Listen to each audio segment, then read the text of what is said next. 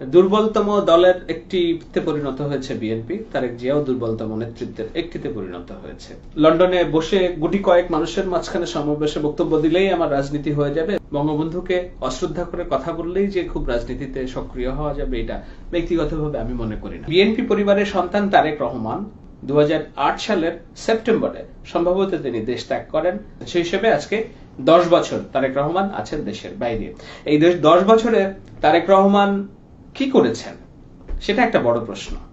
2014 সালের নির্বাচনের আগে তিনি ভিডিও মেসেজ দিয়ে সবাইকে নির্বাচন থেকে বিরত রাখার আহ্বান জানিয়েছিলেন। বিএনপি নির্বাচন থেকে বিরত ছিল, এটি বিএনপির রাজনৈতিক ভুল ছিল কিনা নিঃসন্দেহে সময় বলে দেবে, তবে এখন পর্যন্ত মনে হয় যে এটি একটি রাজনৈতিক ভুল সিদ্ধান্ত ছিল। কেননা শেখ হাসিনা এবং আওয়ামী লীগের যে রাজনীতি, সেই রাজনীতি পড়বার মতো, সেই সাথে বিশ্ব রাজনীতিকে একত্রে নিয়ে নিজের ভবিষ্যৎ দেখার মতো স্বপ্নবাজ মানুষ তারেক রহমান নন, সেটাই এখন পর্যন্ত প্রমাণিত। তারেক রহমান আদালতের কনভিক্টেড আসামি, তার বক্তব্য প্রচারে নিষেধাজ্ঞা আছে বাংলাদেশে। ঠিক আছে, বক্তব্য প্রচারে নিষেধাজ্ঞা আছে, আমার বক্তব্য প্রচারেও নিষেধাজ্ঞা আছে, অলিখিত। বাংলাদেশের কোন টেলিভিশন চ্যানেল আমার রিপোর্টিং ধারণ করার মতো অবস্থায় নাই, কোন সংবাদপত্র আমি যে ভাষায় কথা বলি হয়তো অবস্থায় নেই। তাই বলে কি আমি থেমে আছি? এই যে আমি কথা বলছি আপনাদের সাথে, আমি ফেসবুকে কথা বলি, আমি খুবই ঝুঁকি নিয়ে বাংলাদেশের প্রধান বিচারপতি সাবেক এসকে সিনহার পক্ষে কথা বলেছি, তার ইন্টারভিউ প্রকাশ করেছি। লন্ডনে বসে গুটি কয়েক মানুষের মাঝখানে সমাবেশে বক্তব্য দিলেই আমার রাজনীতি হয়ে যাবে। মাঝে মাঝে দুই একবার ফোন কল করে দুই একজনকে আন্দোলনে নামতে বলে এবং তাদেরকে ফিজিক্যালি বিপদগ্রস্ত করা বর্তমান স্বৈরশাসনের মধ্যে, এটাই কি তারেকের ভিশন? এটাই কি তারেকের রাজনীতির ধরন? বাংলাদেশের তারেক জিয়ার নামে একটা ফেসবুক পেজ আছে, এখানে যেসব কন্টেন্ট আছে অর্থাৎ যেসব পোস্ট দেওয়া হয়, এগুলো আদৌ তারেক রহমান দেন না অন্য জামাত শিবিরের কোনো লোকজন এটা দিচ্ছে তারেক রহমানের নাম করে, সেটা বোঝার কিন্তু কোনো উপায় নাই।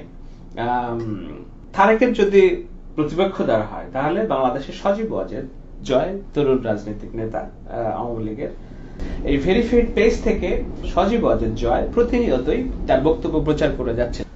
তারেক রহমান 10 বছর হলো লন্ডনে আছেন, একটা ফার্স্ট ওয়ার্ল্ড কান্ট্রিতে থাকেন, পশ্চিমা বিশ্বে থাকেন।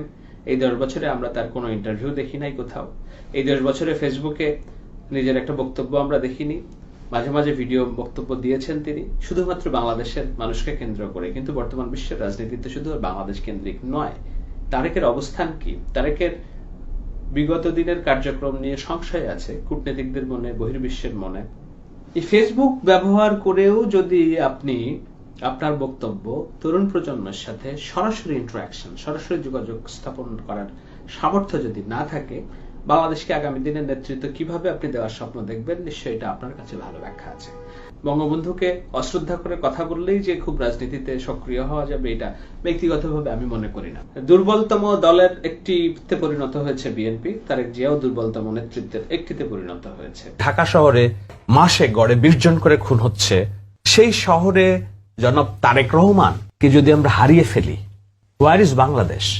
এই বাংলাদেশের আপামার জনসাধারণের ভরসার জায়গাটাকে আজকে যদি আমরা তারেক রহমান হারাই, এটা কি তারেক রহমানের নিজের লস, দল হিসেবে বিএনপির লস, না বাংলাদেশের যারা কোটি লক্ষ কোটি মানুষ যারা মধ্যপ্রান্তের বাংলাদেশের স্বপ্ন দেখছে, সকলের বাংলাদেশের স্বপ্ন দেখছে, সংখ্যালঘু নিরাপত্তা বাংলাদেশের স্বপ্ন দেখছে, নারীর অধিকারের বাংলাদেশের স্বপ্ন দেখছে, প্রগতির বাংলাদেশের স্বপ্ন দেখছে, কিভাবে ডেভেলপমেন্ট পলিটিক্স এগিয়ে নিয়ে যাওয়া যায়, গ্রামের মানুষের ভাগ্য উন্নয়ন করা যায়, হেলথ কার্ড, কৃষক কার্ড, এইসব কথা তো আর কেউ বলছে না।